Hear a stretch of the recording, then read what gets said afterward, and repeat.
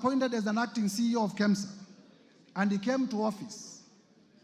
He found the tender ongoing, and one day, the deputy president called him, threatened him, so that he could release a bid bond. In his testimony, he says that a company that was being fronted by the deputy president, if you allow me just to get where the, because this is important, at page 70 to 76, at page 70 to 76 of my band of documents, Dr. Andrew Mulwa avers that His Excellency Rigathi Gachagua called me from his mobile phone. The number is provided. On my mobile phone number, the number is provided, and pressured me to surrender to his proxy the original bid bond submitted by Sobika Impex for the above tender. He told me that he would send a proxy to collect the original bid bond. He goes further to state that Dr. Ikuno Rigathi, who is a son to Rigathi Gachagua, the deputy president, called me and sent me a WhatsApp message from his mobile phone number, which is provided, claiming to be acting for and on the instructions of His Excellency Rigathi Gachagua. He asked for Sobika Impex Private Limited's original bid bond for the above tender, which he said His Excellency Rigathi Gachagua was trying to collect from KEMSA. Annexed here to and marked AM1 are the screenshots, and I would like them, they are already displayed on the screen of those messages. He goes further to aver that Dr. Ikino Rigathi, His Excellency Rigathi Gachagua's son, sent a one Ogora Wilson Okulo of national identity number that to collect the original bid bond submitted by Sobika Impex Limited. He concludes by saying that given the status, power, threats, influence of the people involved in the interference with the investigations and the cover-up of the irregularities surrounding the procurement of treated mosquito nets, I was constrained to surrender the original bid bond to Ogora Wilson Okulo. In short, members, please listen to this. In short, I was caught in a tricky situation, as there was nothing much I could do as a junior government officer against a sitting deputy president of the Republic of Kenya. Mr. Speaker, this allegation was admitted by none other than the deputy president yesterday live on his interview or live on television. He did confirm that, yes, he called Dr. Mulwa. He also confirmed that he called him in relation to a bid bond. And he did confirm that the company called Sobika, the local representative of Sobika, is a company called Crystal. And the company called Crystal is owned by none other than Rigathi Gachagua and his children. And therefore, there was a direct conflict of interest that the deputy president, that the local representative of Sobika, which is an international company registered in India, is a company owned by the deputy president. And the deputy president is making a call regarding a tender to a junior government officer. I wonder how many other calls he has made. But I do not need to belabor this point, because none other than the deputy president himself did admit on live television yesterday that he did make the call.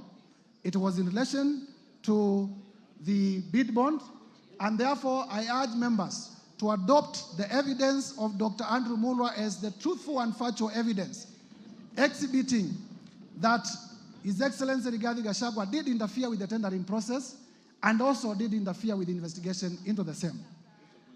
His Excellency the Deputy President did inform the country falsely that no money was lost. Mr. Speaker, you would know that this tender was funded under the Global Fund. And the Global Fund, through letters that we have exhibited, did cancel this funding. And therefore, the Kenyan people lost up to 5 billion Kenya shillings and as well a relationship with the Global Fund, which is a major partner in our health sector. And therefore, to allege that no money was lost is false because the Global Fund did cancel the tender, and also it affected our relationship in terms of funding from the Global Fund.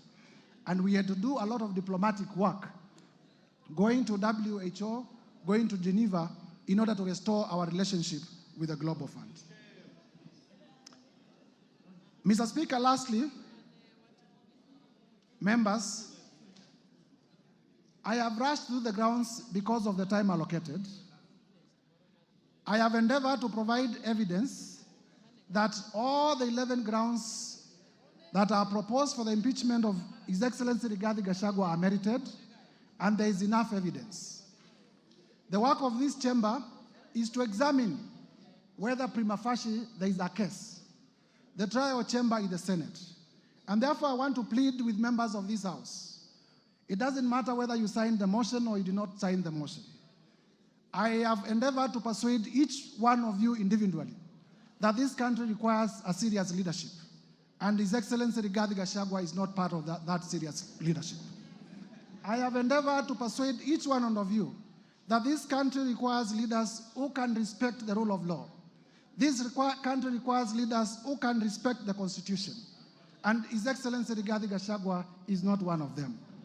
And therefore, I take this time to implore on each one of you, besides our political persuasions, to realize that we want the best for our country. This is the country that we shall bequeath to our children. And if the country is destroyed by reckless leaders like His Excellency Rigathi Gachagua, there will be nothing to bequeath our future generations. And therefore, persuade each one of you, please vote with your conscience, put Kenya first above your politics when you come to vote. Lastly, Mr. Speaker, members of Parliament, if you listen carefully to His Excellency Rigathi Gachagua, and I did say at the time of giving my notice of motion, I have nothing against him as a person. But I was perturbed yesterday because His Excellency Rigathi Gachagua did insult members of Parliament.